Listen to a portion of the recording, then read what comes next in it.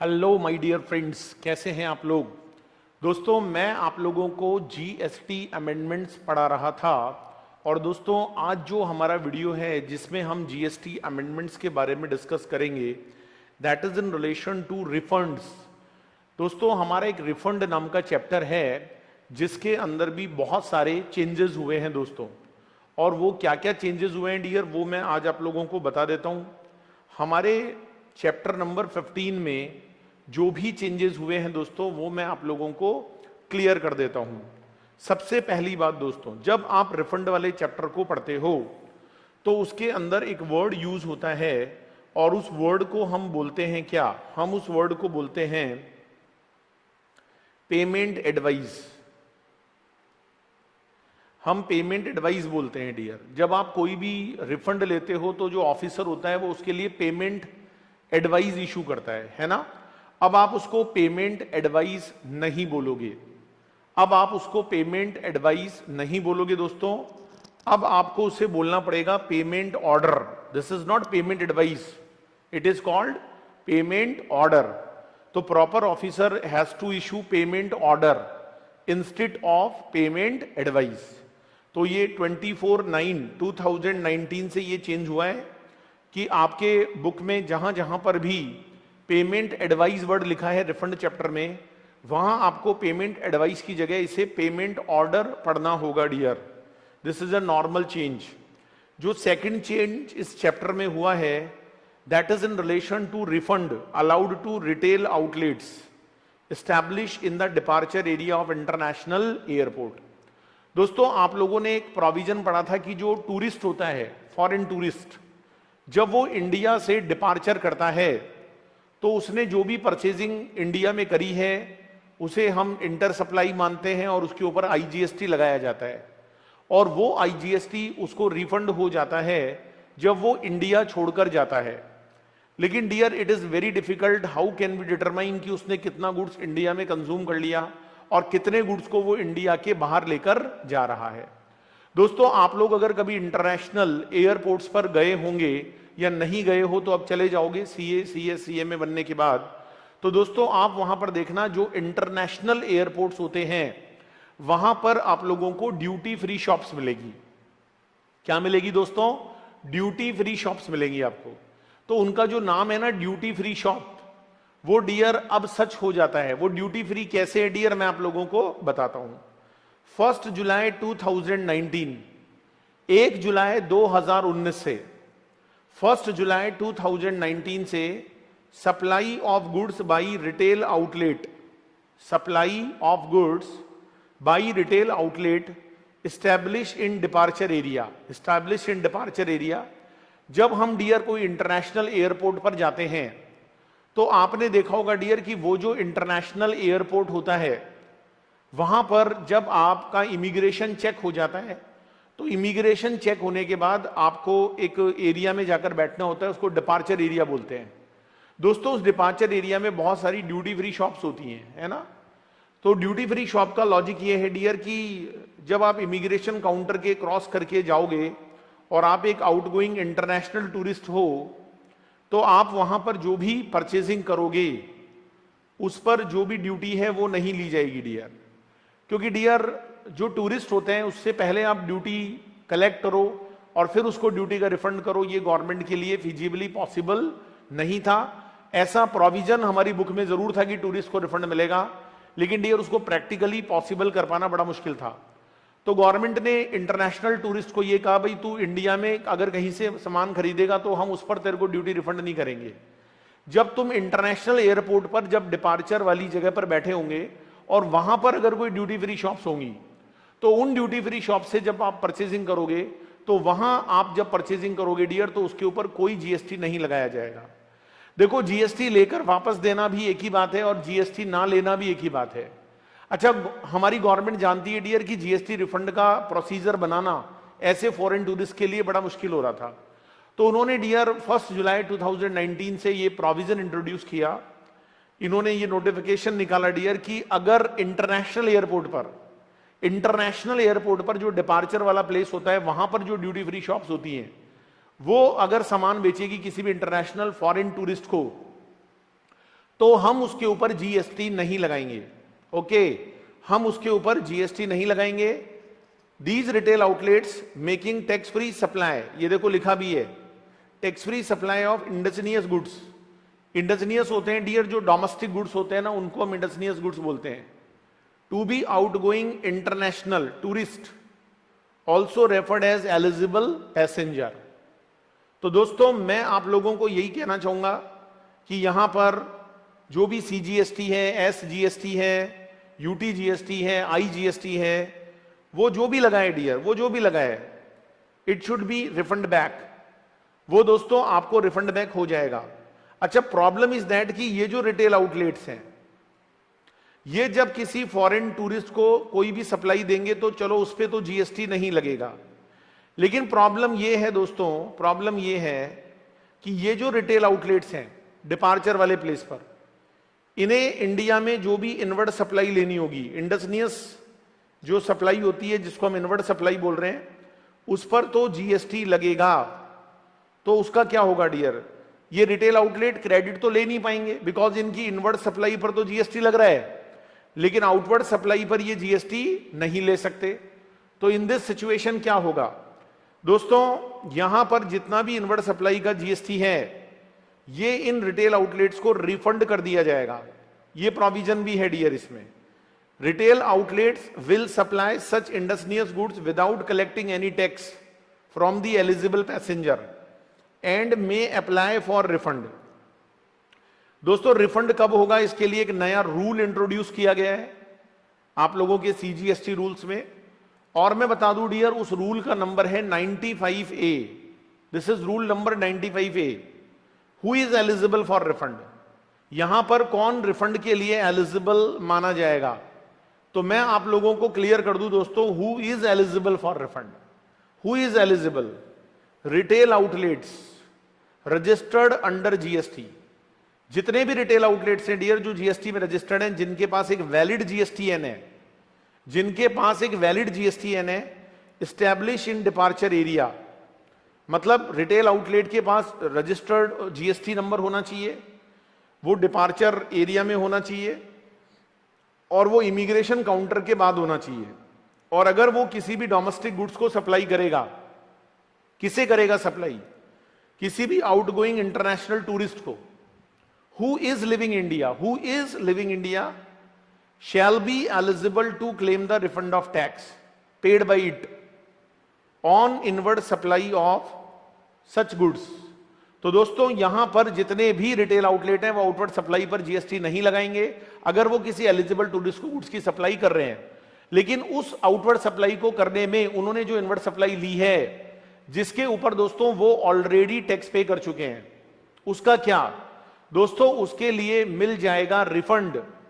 उसके लिए क्या मिल जाएगा माय डियर फ्रेंड्स, उसके लिए रिफंड मिल जाएगा। ओके, एप्लीकेशन फॉर रिफंड, दोस्तों यहां पर एप्लीकेशन लगानी होगी रिफंड के लिए। रिफंड अपने आप नहीं मिलता है डियर, रिफंड के लिए अप्लाई करना पड़ता है। Retail outlet shall furnish the application for refund claim in prescribed form on a monthly और quarterly basis along with self-certified compiled information of invoices issued for supply made during the month or the quarter as the case may be along with concerned purchase invoice। दोस्तों refund तभी मिलेगा जब उन retail outlets के पास inward supply के भी सारे invoice होने चाहिए और उन्होंने जितनी आउटवर्ड सप्लाई करी है उसके भी इनवॉइस होने चाहिए। उन्हें प्रॉपर मैच किया जाएगा और ये इंफॉर्मेशन उनको मंथली और क्वार्टरली बेसिस पर देनी होगी और उन्हें रिफंड मिलेगा डियर इनवर्ड सप्लाई का। बट उन्हें ये सब मैच करके दिखाना पड़ेगा कि उन्होंने किस किस पर्सन से इनवर्ड सप्लाई पर गुड्स खरीदा है, कितना जीएसटी पे किया है और आगे वो किस फॉरेन टूरिस्ट को उसे आगे सप्लाई किए हैं। दोस्तों कंडीशंस क्या है, सुनो रिफंड के लिए कंडीशंस क्या है। Refund of tax paid by the retail outlet shall be available. दोस्तों रिटेल आउटलेट जो भी टैक्स पे करेगा वो उसे रिफंड हो जाएगा, शैल बी अवेलेबल इफ, कब अवेलेबल होगा, जब inward supply of goods were received by the sad retail outlets from a registered person against a tax invoice. आपने जो गुड्स खरीदा है, आपने जो इनवर्ड सप्लाई ली है डियर, वो इनवर्ड सप्लाई आपने किसी रजिस्टर्ड पर्सन से ली हो against tax invoice, okay, and the said goods were supplied by the said retail outlet to an outgoing international tourist against foreign exchange. अच्छा, आपने जब फॉरेन टूरिस्ट को माल बेचा तो डियर आपको पैसे फॉरेन एक्सचेंज में लेना जरूरी है। अगर आपने INR में पैसे लिए हैं डियर, हम नहीं मानेंगे उसको। तो पहली बात डियर, आप जो गुड्स खरीदोगे वो किसी रजिस्टर्ड पर्सन से खरीदोगे, आपके पास टैक्स इनवॉइस होना चाहिए। दूसरी बात, आप जब सप्लाई करोगे जिस भी फॉरेन टूरिस्ट को, तो आप उससे पैसा फॉरेन एक्सचेंज में लोगे, नॉर्मली नहीं लोगे, फॉरेन एक्सचेंज में लेना जरूरी है पैसा। Name and GSTN of the retail outlet is mentioned in the tax invoice for the inward supply. दोस्तों, ये जो इनवर्ड सप्लाई आप ले रहे हो, इस इनवर्ड सप्लाई के लिए जो भी बिल आपके पास है, जो भी इनवॉइस आपके पास है, उसमें आपका नाम और आपका GST नंबर दिखना चाहिए। सपोज मैं एक रिटेल आउटलेट हूं, मैं इंटरनेशनल एयरपोर्ट पर ड्यूटी फ्री शॉप खोलकर बैठा हूं, तो मैंने इंडिया में जहां से भी गुड्स परचेज किया है, वो पर्सन मेरा नाम उस बिल में लिखेगा, मेरा GSTN नंबर लिखेगा, तभी मुझे इनवर्ड सप्लाई के GST का रिफंड मिलेगा। इसके अलावा डियर जो भी अदर रेस्ट्रिक्शंस हैं, कंडीशंस हैं, जो भी रिफंड के लिए लगाई जाएगी, वो सभी कंडीशन हमें फुलफिल्ड करनी पड़ेगी। वो सारी कंडीशन डियर हमें फुलफिल करनी पड़ेगी। Okay sir. और जो रिफंड प्रोसेस है रूल 92 में, वो एज इट इज आपके ऊपर यहां पर अप्लाई हो जाएगा। Types of retail outlet at international airports. दोस्तों, इंटरनेशनल एयरपोर्ट्स पर ड्यूटी फ्री शॉप्स होती हैं, ड्यूटी पेड शॉप्स होती हैं, point of sale for goods source from warehouse license. तो जितने भी इंडिजिनियस गुड्स होते हैं, डोमेस्टिक गुड्स होते हैं, which have been procured by such units on payment of applicable GST, it is clarified that refund to be granted to the retail outlets is not account of accumulated input credit, but refund is based on invoices of inward supply received by them. उनके पास पहले से कितना balance available है उसका refund नहीं होता है। Refund उसका होता है डियर, उन्होंने जो इनवर्ड सप्लाई ली है during the period, since supply made by retail outlet is exempt, they will not be eligible for ITC।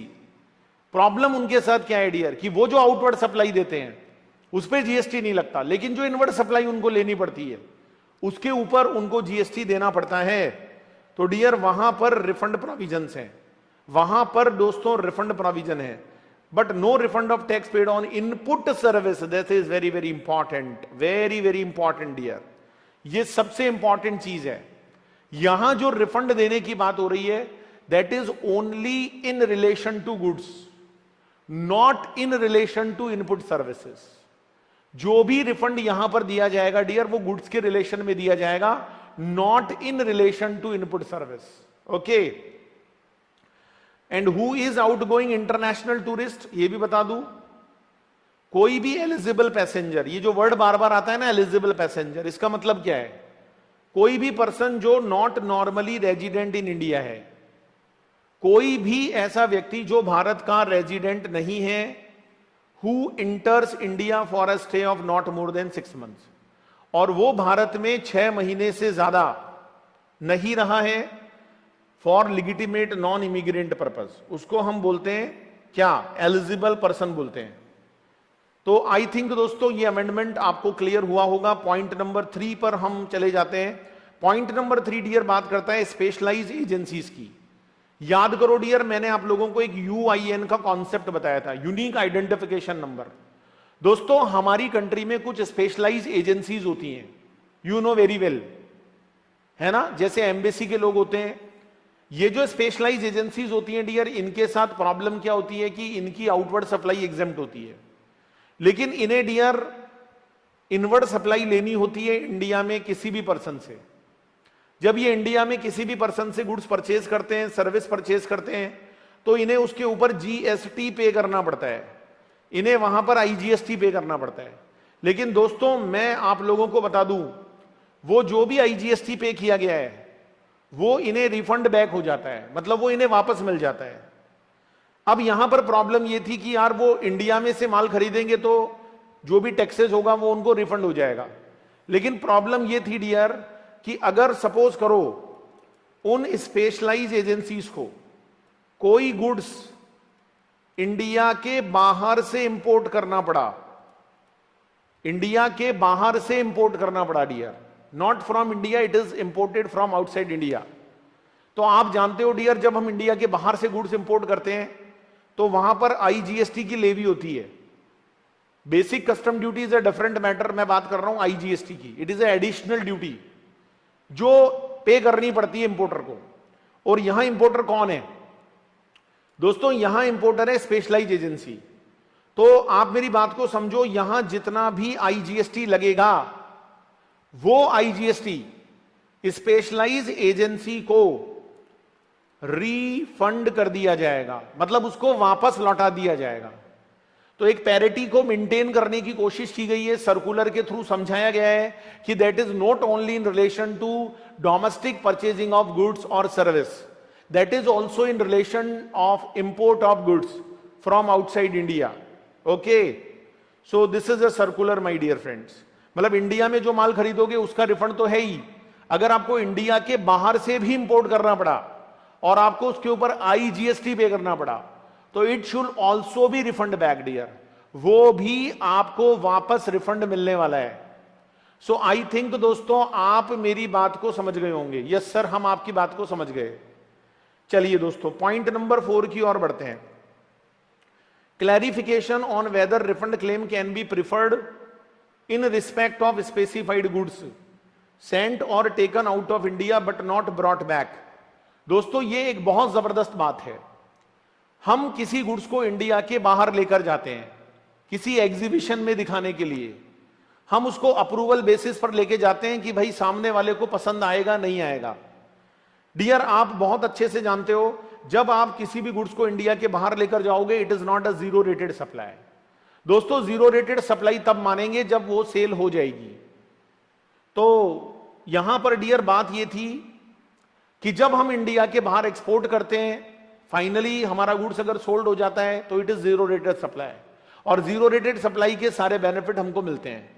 Problem is that अगर हम गुड्स को सेंड कर रहे हैं, हम गुड्स को इंडिया के बाहर लेकर जा रहे हैं और अभी पता नहीं डियर कि वो सामने वाले को पसंद आएगी या नहीं आएगी, so in this situation we can not prefer any refund claim. लेकिन दोस्तों एक बात बता दूं, अगर आप इंडिया के बाहर किसी चीज को लेकर गए हो तो जिस दिन आप उसको इंडिया के बाहर लेकर जाओगे from the date of removal आपको 6 महीना गिनना है, 6 months from the date of removal. अगर उस 6 महीने के अंदर सामने वाला उसको एक्सेप्ट कर ले, भाई दो चीजें हैं, या तो वो 6 महीने में एक्सेप्ट कर लेगा या नहीं करेगा। अगर वो 6 महीने में एक्सपेक्ट कर ले, अगर वो एक्सेप्ट कर ले विद इन 6 months, तब तो कोई दिक्कत नहीं है डियर, तब तो कोई दिक्कत नहीं है, तब तो हम उसको सेल भी मानेंगे, हम उसको एक्सपोर्ट भी मानेंगे। लेकिन दोस्तों अगर 6 महीने में वो गुड्स लौटकर नहीं आता है और 6 महीने एक्सपायर हो जाते हैं, 6 months वहां पर एक्सपायर हो जाते हैं, तो जैसे ही 6 months एक्सपायर होंगे, आप मेरी बात को समझिए, 6 महीने एक्सपायर होने के बाद अगर वो गुड्स लौटकर नहीं आता है तो हम उसे भी एज पर लॉ सप्लाई मानते हैं। उसके लिए हमें बिल बनाकर देना पड़ता है सामने वाले को। आपने सेक्शन 31 में यह बात पढ़ी थी। तो लॉ कहता है the supply would be deemed to have taken place. Supply कब मान ली जाएगी? अगर 6 महीने में लौट कर नहीं आता है तो मान ली जाएगी, और अगर विद इन 6 months सामने वाला उसको एक्सेप्ट कर लेता है, then it will also be rated. देखो जब लेके गए थे तब सप्लाई नहीं है, जब लेकर गए थे ना तब सप्लाई नहीं है, जब सामने वाले ने एक्सेप्ट कर लिया तो सप्लाई बनेगी। और अगर 6 महीने में एक्सेप्ट नहीं किया तो भी आपको उसको सप्लाई मानना पड़ेगा। अच्छा सर सप्लाई मानना पड़ेगा तो अब रिफंड ले सकते हैं क्या? अब जीरो रेटेड मान लें, पहले तो चलो जीरो रेटेड नहीं थी, अब मान ले जीरो रेटेड। यस मान लो डियर, यही अमेंडमेंट है। तो सर एक बात बताओ, जब इंडिया के बाहर एक्सपोर्ट करते हैं तो एक लेटर ऑफ अंडरटेकिंग और बॉन्ड एग्जीक्यूट करना पड़ता है। तो सर इस गुड्स को जब आप इंडिया के बाहर लेकर गए थे तब तो ये सप्लाई ही नहीं थी, तो इसका मतलब यहां तो बॉन्ड एग्जीक्यूट हुआ ही नहीं होगा, यहां तो एलयूटी दी नहीं गई होगी। डियर यही बात इस अमेंडमेंट में समझाइए। अगर बॉन्ड अगर एलयूटी वहां पर नहीं भी दी गई है तो भी डियर आप रिफंड क्लेम कर सकते हो, आपको यहां कोई मना नहीं कर सकता। और यही बात डियर इस अमेंडमेंट के अंदर आपको क्लैरिफाई की गई है। ठीक है जी, तो ये हमारा लास्ट अमेंडमेंट था dear in relation to goods which are sent और taken out of India but not brought back in India, it would be treated as supply. और आपको जीरो रेटेड के जितने भी बेनिफिट हैं डियर वो सारे यहां पर मिल जाएंगे, विदाउट आपने कोई एलयूटी ना दियो, आपने कोई बॉन्ड नहीं दिया हो, फिर भी आपको सारे बेनिफिट मिल जाएंगे। तो ये हमारे रिफंड के हो गए। इसमें एक छोटा सा एग्जाम्पल आप लोगों के सामने मैं प्रेजेंट करना चाहूंगा। सपोज एबीसी ने 100 यूनिट्स इंडिया के बाहर भेजे, it is out of India. अच्छा दोस्तों, जब आप इंडिया के बाहर लेकर गए तो it is not a supply, I agreed, it is not a supply, no invoice is required, because मैं तो एग्जीबिशन में लेकर गया था भाई, मैं कैसे मान लू सप्लाई है वो। लेकिन डियर एक बात सोचो, आपने इनवॉइस तो नहीं बनाया होगा, आपने डिलीवरी चालान बनाया होगा, क्योंकि आप बिना चालान के बाहर नहीं ले जा सकते। ठीक है, रूल 55 आपने पढ़ रखा है डिलीवरी चालान का of the CGST rules. So according to that you have to prepare delivery challan and you should send the goods along with this delivery challan, it is not a supply at that time। लेकिन dear 10 units क्या हुआ जी, सामने वाले को पसंद आ गई with in 1 month, आप जिस जगह लेकर गए थे उसने एक्सेप्ट कर लिया जी 10 यूनिट मुझे एक्सेप्टेड है, तो जैसे ही 10 यूनिट एक्सेप्ट करोगे dear it should be treated as supply. फिर 2 महीने बाद हुआ जी किसी को 50 यूनिट पसंद आ गई, ओ माय गॉड, तो अब 60 यूनिट्स को सप्लाई माना जाएगा। ओके, और अकॉर्डिंग टू सेक्शन 12 याद करो dear, it is time of supply. जैसे ही गुड्स सामने वाला एक्सेप्ट कर लेगा 6 महीने से पहले, इसे हम टाइम ऑफ सप्लाई में कवर करेंगे। सेक्शन 12 में इस पे जीएसटी की लायबिलिटी आएगी, और सेक्शन 31 में इसका बिल बनाना पड़ेगा आपको अकॉर्डेंस विद रूल नंबर 46। ठीक है, अच्छा 40 यूनिट ऐसी थी डियर, 100 में से 60 यूनिट का तो मैंने आपको बता दिया, लेकिन 40 यूनिट ऐसी थी जो लौट कर नहीं आई। ये वो थे डियर जो घर से तो निकले पर लौट कर नहीं आए विद इन 6 मंथ्स। जब 6 महीने में लौट कर नहीं आए तो लॉ ने अभी अभी बोला अमेंडमेंट में कि आप इसको सप्लाई मानोगे अगर 6 महीने में नहीं आता है। सर इसका बिल बनाना पड़ेगा, बिल्कुल बनाना पड़ेगा डियर, सेक्शन 12 आप पढ़ लो, अकॉर्डेंस विद सेक्शन 31 बिल बनाना पड़ेगा। यस, बिल बनेगा यहां पर, लेकिन डियर याद रखना आपको जीरो रेटेड सप्लाई अभी हम 60 यूनिट्स के लिए मानेंगे, क्योंकि 40 यूनिट्स का अभी पता नहीं है डियर, देखो वो लौट कर भी वापस आ सकता है, क्योंकि अभी उसकी सामने वाले ने एक्सेप्टेंस नहीं दी है। तो आई थिंक दोस्तों ये अमेंडमेंट आपको क्लियर हो गया होगा। और एक छोटा सा अमेंडमेंट और बता दूं, फिर हम इस वीडियो को क्लोज करेंगे। डिमांड एंड रिकवरी में एक छोटा सा अमेंडमेंट है dear, very very very short amendment. आपको याद है डियर, डिमांड रिकवरी में 2 सेक्शन थे, 73, 74 ऑफ द सीजीएसटी एक्ट, जिसमें शोकोज नोटिस इशू करना पड़ता था। और जब ऑफिसर शोकोज नोटिस देता था ना डियर, तो असेसी की हालत खराब हो जाती थी, उसके इंटरेस्ट पेनल्टी लगती थी। इंटरेस्ट तो खैर वैसे भी लगेगा, पेनल्टी भी लगती थी, और कई बार प्रोसिक्यूशन भी स्टार्ट हो जाता था।